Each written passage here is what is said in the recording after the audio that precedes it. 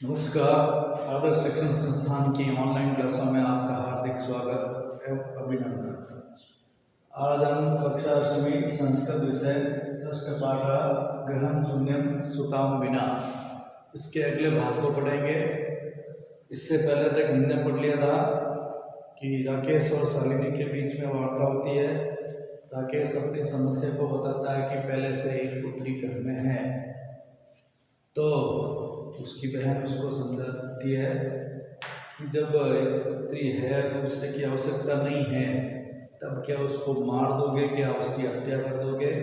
इस प्रकार से आगे वार्ता होती है। इस भाग में हम पढ़ेंगे। शालिनी तरही कुक्षी पुत्री अस्ति चेत हंतव्या तीव्र स्वरेण। तो शालिनी गुस्से में आकर के तीव्र स्वर से ऊंची आवाज में कहती है, तब तो कोक में पुत्री है तो मारने योग्य है क्या? देखिए, यदि कोक में पुत्री है तो मारने योग्य है क्या? कह रहा है कि एक पुत्री पहले से है, एक पुत्र की आवश्यकता है। तो कह रहा, शालिनी कह रही, तब तो कोक में अगर पुत्री है तो मारने योग्य है क्या? हत्या या पापम कर्तुम प्रवृत्तोऽसि तुम। हत्या का पाप करने के लिए प्रवृत्त हो तुम। देखिए, हत्या का पाप करने के लिए तैयार हो तुम, प्रवृत्त हो, तैयार हो तुम। राकेश न हत्या तो न। राकेश कह रहा नहीं, हत्या तो नहीं। तो शालिनी कहती है, तरई किमस्ति निगृणं कर्तव्यमिदं। तब तो क्या है ये? अब तो क्या है ये? निगृणं यानी कि निंदनीय, घृणित यह कार्य। तब तो क्या है ये? घृणित कार्य। इदम यह घृणित कार्य, कृत्य इदम यह कार्य। तो यानी तब तो क्या है ये? घृणित कार्य, एक निंदनीय कार्य। सर्वथा विस्मृतवान, पूर्ण रूप से भूल गए हो। सर्वथा विस्मृतवान है कि तुम पूर्ण रूप से भूल गए हो। अस्माकं जनकः कदापि पुत्री पुत्र्यो विभेदं न कृतवान। हमारे पिताजी ने कभी भी, कि यह तुम भूल गए हो कि हमारे पिताजी ने कभी भी पुत्र और पुत्री के बीच में भेद नहीं किया था, अंतर नहीं किया था। सह सर्वदेव मनु स्मृते पंक्ति इमा मुद्रित अस्मि। और वे हमेशा ही सर्वदा धनेव, सर्वदेव लिखी हुए हमेशा ही मनु स्मृति की इस पंक्ति को बोलते थे। इस मनु स्मृति की इस पंक्ति को दोहराते थे, उद्धृत करते थे, यानी कि हमेशा हमेशा वो इस मनु स्मृति की इस पंक्ति को दोहराते थे। आत्मा वे जायते पुत्र पुत्रेण दुहिता समा। कि आत्मा ही पुत्र के रूप में जन्म लेती है। आत्मा वे जायते, आत्मा जन्म लेती है। पुत्र कि आत्मा ही पुत्र के रूप में जन्म लेती है। पुत्रेण दुहिता समा, और पुत्री पुत्र के समान है। देखिए, जो मनु स्मृति की पंक्ति है वो बार बार बोलते थे, बार बार दोहराते थे कि आत्मा ही पुत्र के रूप में जन्म लेती है और पुत्री पुत्र के समान है। तुम अपनी सायं प्रातः देवी स्तुतिं करोसि।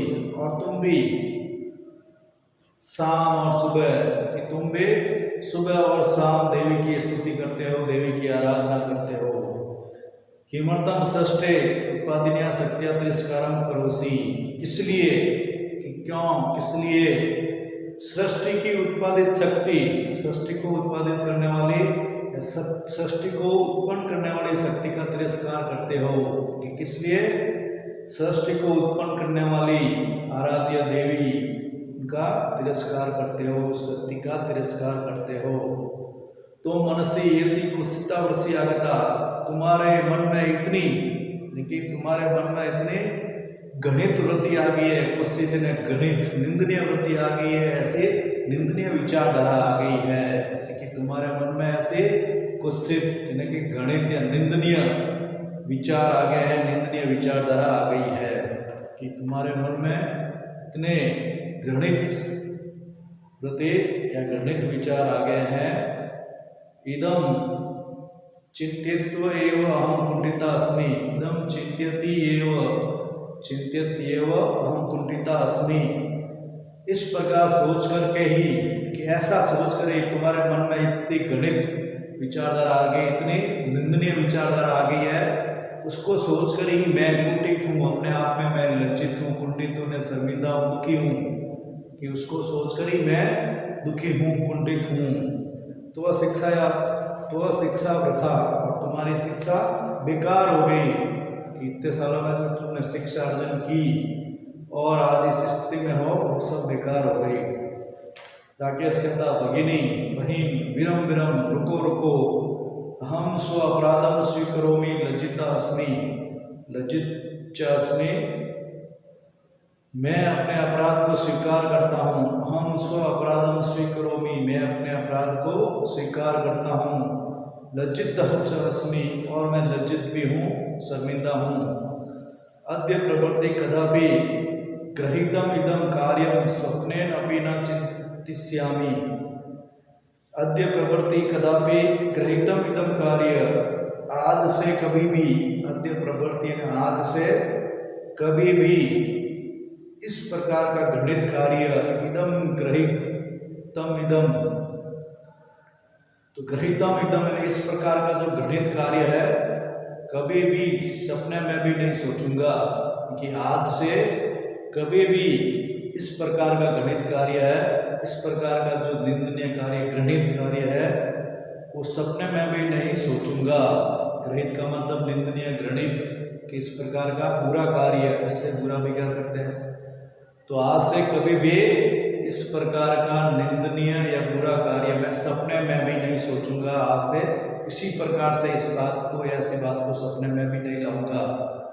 यथेव अंबिका मम हृदयस्य संपूर्ण स्नेहस्य अधिकारिणी अस्ति, यथेव जिस प्रकार, यथादनेव, यथेव प्रतिसंधि, जिस प्रकार अंबिका मेरे हृदय की संपूर्ण स्नेह, मेरे हृदय के संपूर्ण स्नेह की, संपूर्ण स्नेह ममत्व की, लाड प्यार की अधिकारिणी है, तथैव आगंता शिशु अपनी स्नेहाधिकारी भविष्यति, कि जिस प्रकार से अंबिका मेरे हृदय के संपूर्ण स्नेह की, संपूर्ण ममत्व की, संपूर्ण लाड प्यार की अधिकारिणी है, उसी प्रकार से आगंता शिशु, आने वाला शिशु भी स्नेह का अधिकारी होगा। कि पूर्ण रूप से जिस प्रकार से मेरे हृदय में अंबिका के प्रति स्नेह है, अंबिका के प्रति मेरी जो विचारधारा, सोच है, उसी प्रकार का स्नेह और उसी प्रकार की सोच है, वो आने वाले शिशु के लिए भी रहेगी, वो भी उसी प्रकार का स्नेह का अधिकारी होगा। पुत्र बहुतो पुत्री वा, चाहे पुत्र हो या पुत्री, पुत्र हो या पुत्री हो, तो भी वो बराबर के स्नेह के अधिकारी होंगे, उनको भी बराबर का स्नेह मिलेगा। अहम स्वगृहीतम चिंतनम प्रति पश्चाताप मग्न अस्मि, मैं अपने इस गणित, इसके निंदनीय विचार के प्रति पश्चाताप में मग्न हूँ, कि मैं पूर्ण रूप से पश्चाताप कर रहा हूँ या पश्चाताप में मग्न हूँ, उसके प्रति मुझे पश्चाताप है, कि मैं अपने इस निंदनीय सोच के प्रति, कि मेरी या मैं अपने इस निंदनीय सोच के प्रति पश्चाताप में मग्न हूँ, या उसका मुझे पश्चाताप है, उसका मुझे दुख है, क्योंकि अपने इस निंदनीय विचार के कारण, या मैं अपने उस निंदनीय विचार से, चिंतन से पूर्ण रूप से दुखी हूँ, मुझे उसका पश्चाताप है। अहम कथम विस्मृतवान, मैं कैसे भूल गया, कि यत्र नार्यस्तु पूज्यन्ते रमन्ते तत्र देवता, यत्रेता न पूज्यन्ते सर्वा तत्रा फला क्रिया, कि मैं ये कैसे भूल गया कि जहाँ नारियों की पूजा होती है, देवता वहीं रमण करते हैं, देवता वहीं विचरण करते हैं।